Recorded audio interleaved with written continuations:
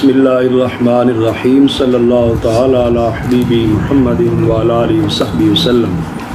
حضرت سیدنا امام بخاری صاحب رحمۃ اللہ علیہ نے یہ باب قائم فرمایا، باب اذا القی علی ظہر المصلی قذر او جیفۃ لم تفسد علیہ صلاتہ، جب نمازی کی پشت پر پیٹھ پر قذر رکھی جائے، قذر گندگی کو کہتے ہیں، یہ ضد النظافہ، نظافت کی ضد ہے، نظافت صفائی ہے، اس کی ضد ہے، گندگی کو رکھی جائے نمازی کی پشت پر، اور جیفتن یا مردار کو رکھا جائے تو لم تفسد علیہ صلاتہ، نماز فاسد نہیں ہوتی۔ یہ ترجمہ الباب قائم فرمایا حضرت امام بخاری صاحب رحمۃ اللہ علیہ نے، اور اس کے تحت یہ ترجمہ الباب میں ہی دو اقوال بھی ذکر کیے۔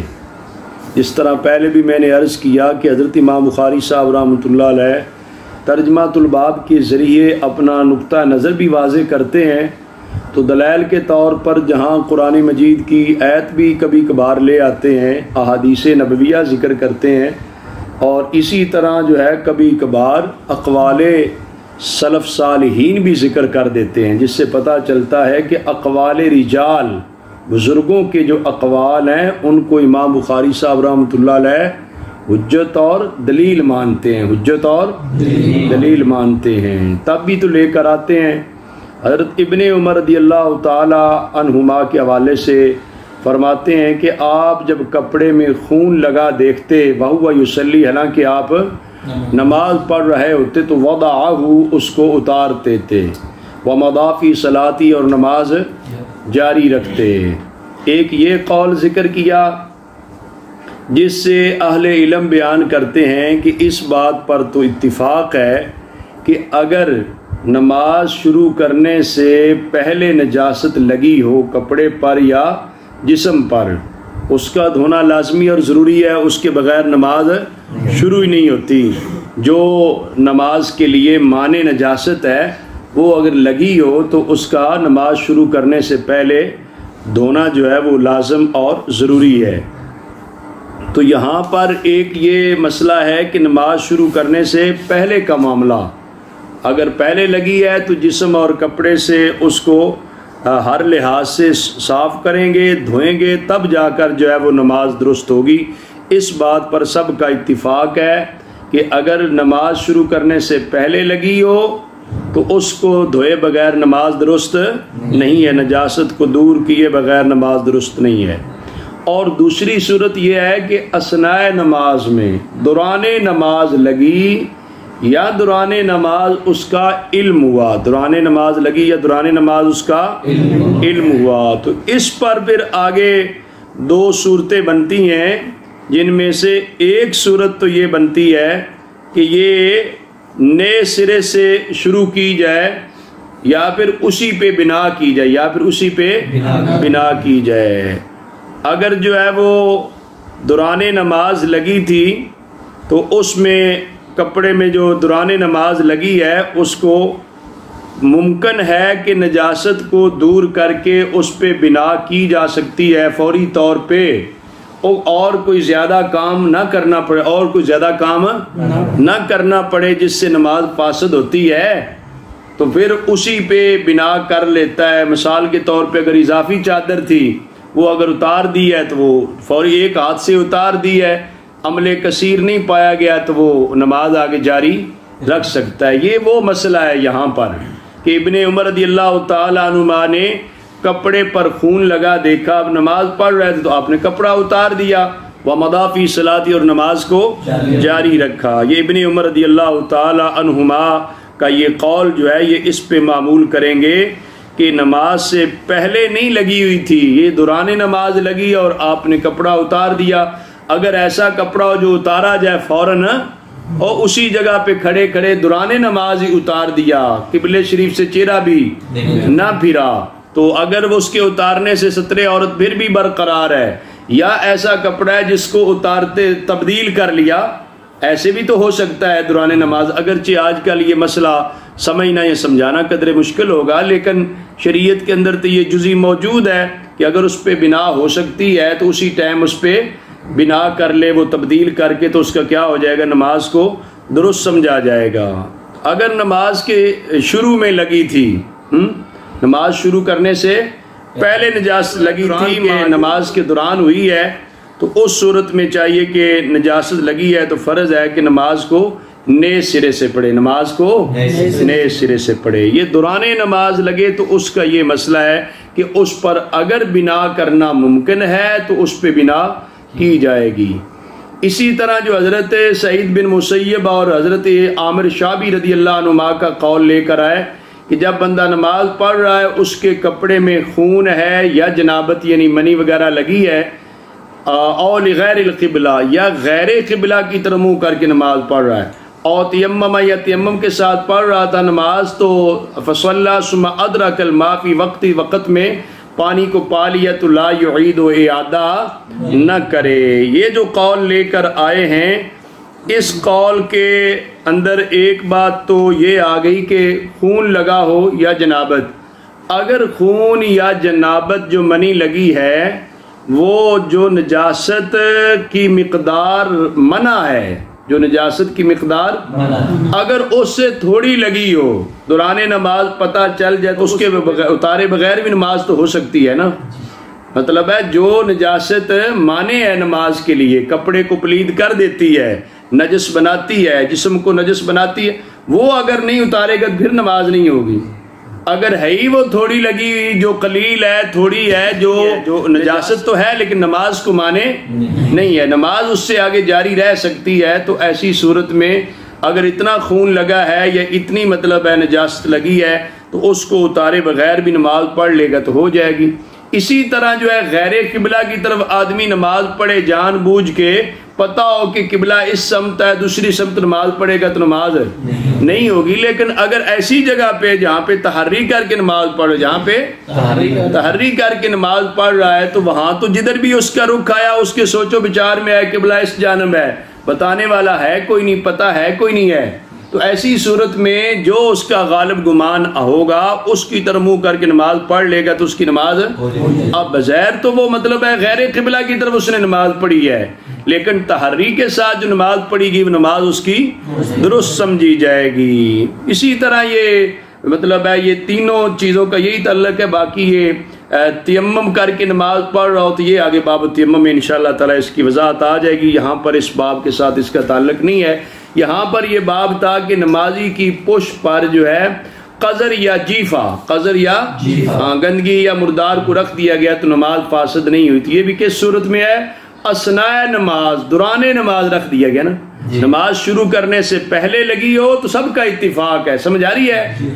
دوران نماز لگے تو اس کی صورت پھر مختلف ہے، آدمی کو معلوم نہیں ہوئی یا معلوم ہوئی ہے تو اس کی آگے الگ صورت ہے کہ وہ اتاری جا سکتی ہے، سمجھ آ رہی ہے؟ اگر اتاری جا سکتی ہے، نماز اس پہ بنا کی جا سکتی ہے تو وہ نماز جو ہے وہ اس کو درست سمجھا جائے گا۔ لیکن یہاں پر جو امام بخاری صاحب رحمۃ اللہ علیہ حدیث شریف لے کر آئے ہیں جس سے یہ ثابت کیا ہے امام بخاری صاحب رحمۃ اللہ علیہ نے کہ نبی پاک صلی اللہ علیہ وسلم نماز پڑھ رہے تھے، دوران نماز جو ہے آپ کی پشت مبارک پر بچہ دانی رکھی گئی، آپ سجدے کی حالت میں تھے تو آپ نے نماز جاری رکھی۔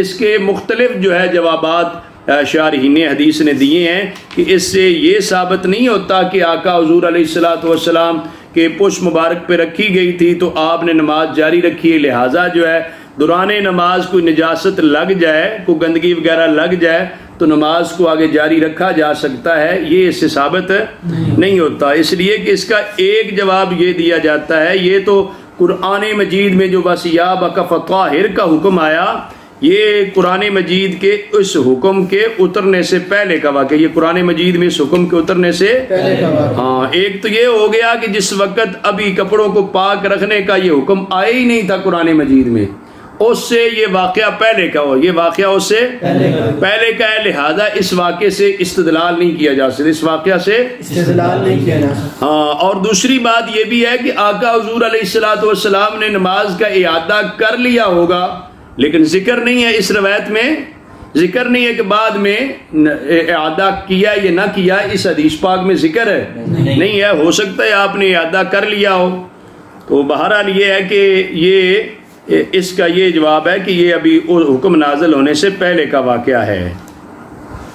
چلیں حدیث پاک پڑھیں جس کی راوی آخری کون ہے؟ حضرت عبداللہ بن مسعود رضی اللہ تعالی عنہ، ان کا تذکرہ پہلے ہو چکا ہے نا، جو صاحب سر تھے، صاحب سواک، صاحب نالین، نبی پاک صلی اللہ علیہ وسلم کے ساتھ سفر و حضر میں رہنے والے بہت بڑے عالم تھے حضرت عبداللہ بن مسعود رضی اللہ تعالی عنہ۔ یہ حدیث بیان کرتے ہیں کہ ان النبی صلی اللہ علیہ وسلم کان یصلی عند البیت، کہ نبی کریم صلی اللہ علیہ وآلہ وسلم بیت اللہ شریف کے پاس نماز پڑھ رہے تھے۔ یہ مکی دور کی بات ہے، سمجھ آ رہی ہے؟ ہجرت جب آپ نے نہیں کی تھی اس وقت کے حالات تو بڑے کٹھن حالات تھے، بڑے مشکل حالات تھے مکی زندگی کے۔ آقا حضور علیہ السلام بیت اللہ شریف کے پاس نماز پڑھ رہے تھے، وہ ابو جہل و اصحاب لہو جلوس، ابو جہل اور اس کے باقی جو اصحاب دوست تھے وہ کیا تھے؟ وہاں پر بیٹھے ہوئے تھے۔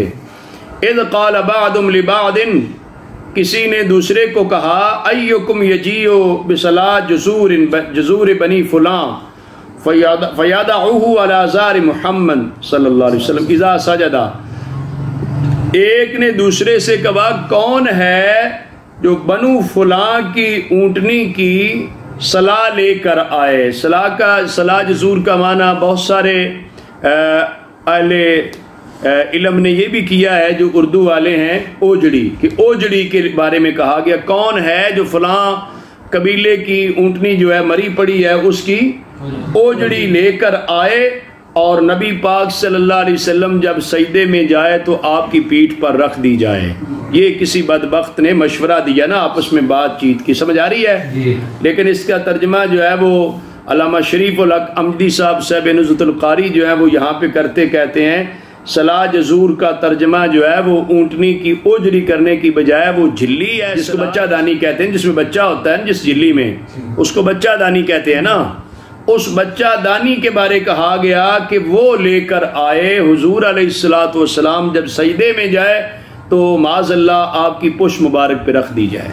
یہ ایک بدبخت نے دوسرے کو مشورہ دیا، ایک دوسرے کو آپس میں۔ فم بعث اشقى القوم، لوگوں میں جو سب سے بڑا شقی تھا نا، اشقا، سب سے بڑا شقی، سب سے بڑا بدبخت، سب سے بڑا وہ اس حرکت کرنے کے لیے اٹھا تھا، اس مذموم حرکت کے لیے جو اٹھا، یہ ہے شان رسالت مآب صلی اللہ علیہ وسلم کہ آقا حضور علیہ السلام کے خلاف جو حرکت کرنے والا ہو اس سے بڑا بدبخت کوئی نہیں ہو سکتا۔ یہ توہین رسالت کا مسئلہ بھی اس سے سمجھا جائے کہ سب سے بڑا بدبخت کس کو قرار دیا؟ جو حضور علیہ السلام کی عزت و ناموس کے خلاف حرکت کرنے جا رہا تھا۔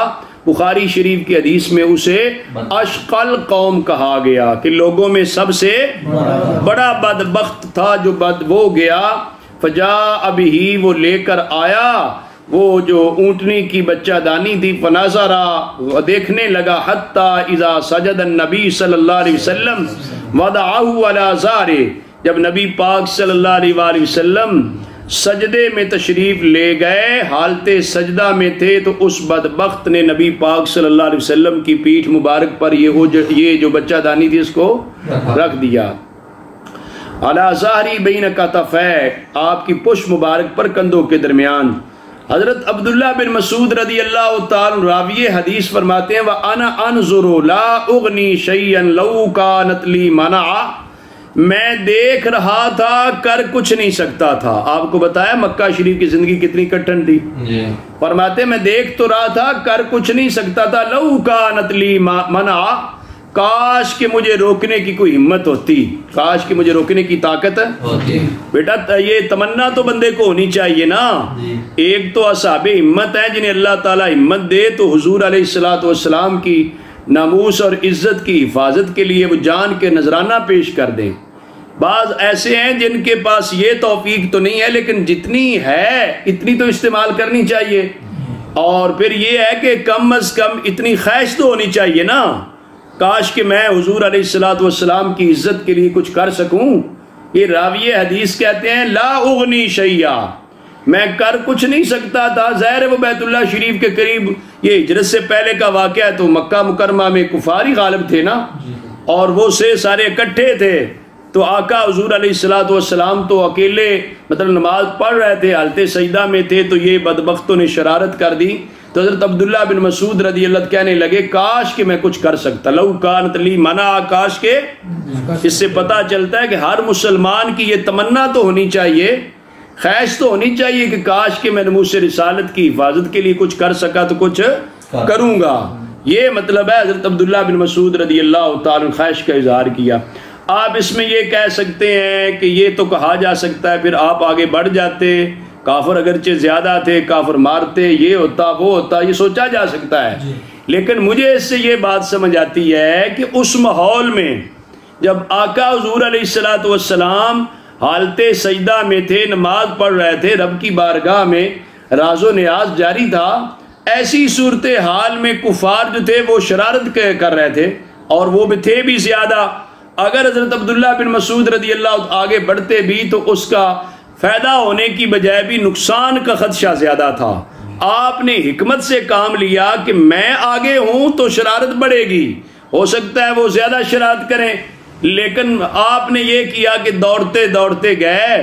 سیدہ خاتون جنت حضرت سیدہ فاطمہ زہرا رضی اللہ عنہا، جو حضور صلی اللہ علیہ وسلم کی سب سے پیاری لخت جگر نور نظر ہے، ان کو بلا کے لائے کہ آپ آ کر یہ کہیں. کیونکہ وہ معاشرہ جیسا بھی تھا، لیکن اتنا تو تھا نا کہ بیٹی جب کہے گی، بیٹی جب کرے گی اپنے باپ کے حوالے سے بات تو اس کو سنا جائے گا، اس کو ہاں. وہ کفار اگرچہ سرکش تھے، بدبخت تھے، لیکن جب بیٹی آ کر کہے گی کہ میرے باپ کی پشت مبارک پر کیوں یہ رکھی ہے، یہ کیوں بچہ دانی رکھی گئی ہے، کیوں ایسے حرکت کی گئی ہے، تو اس کے لیے کوئی آگے نہیں بڑھے گا، اس کے لیے کوئی آگے نہیں. تو آقا حضور علیہ السلام کی پشت مبارک سے جلدی یہ اتار لی جائے گی. اگر خود آگے ہوتے عبداللہ بن مسعود صاحب تو ہو سکتا ہے کہ مار بھی زیادہ ہو جاتی، شرارت بڑھ جاتی، شور پڑ جاتا، آقا حضور علیہ السلام کی پشت مبارک سے نہ اٹھا سکتے. یہ بھی حکمت عملی بھی بندے کو دیکھنی چاہیے نا. اس میں حکمت، مجھے یہ حکمت نظر آتی ہے کہ آپ خود کرتے تو یہ نہیں کہ آپ کو اپنی جان عزیز تھی، ناموس رسالت سے بڑھ کر تو کوئی چیز بھی عزیز نہیں ہے نا. اپنی جان عزیز نہیں تھی، صرف یہ معاملہ تھا کہ آقا حضور علیہ السلام کے ساتھ جو وہ حرکت کر رہے تھے مذموم، اس حرکت کو زیادہ وقت لگ جانا تھا. وہ زیادہ وقت لگتا تو وہ مناسب نہیں تھا.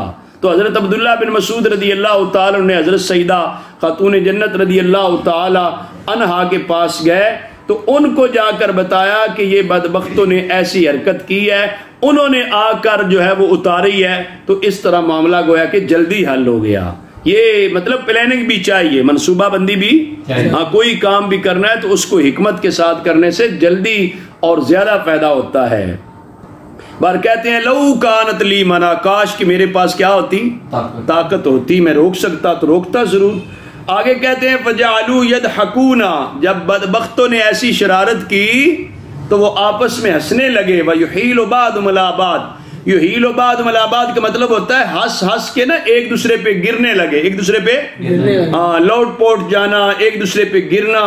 اس حالت میں تھے. ورسول اللہ صلی اللہ علیہ وسلم ساجد، حضور علیہ السلام حالت سجدہ میں تھے. لا یرفع رأسہ، آقا حضور نے سر مبارک نہیں اٹھایا. آقا حضور حالت سجدہ میں تھے، آقا حضور اپنا سر مبارک نہیں اٹھایا. ہاں یہ بھی ایک ضروری معاملہ ہوتا ہے کہ جس وقت جو ہے ایک آدمی کام اچھا کر رہا ہے، اس کو آزمائش آ گئی ہے تو وہ پھر اگر گھبرا جائے تو اچھی بات نہیں ہوتی.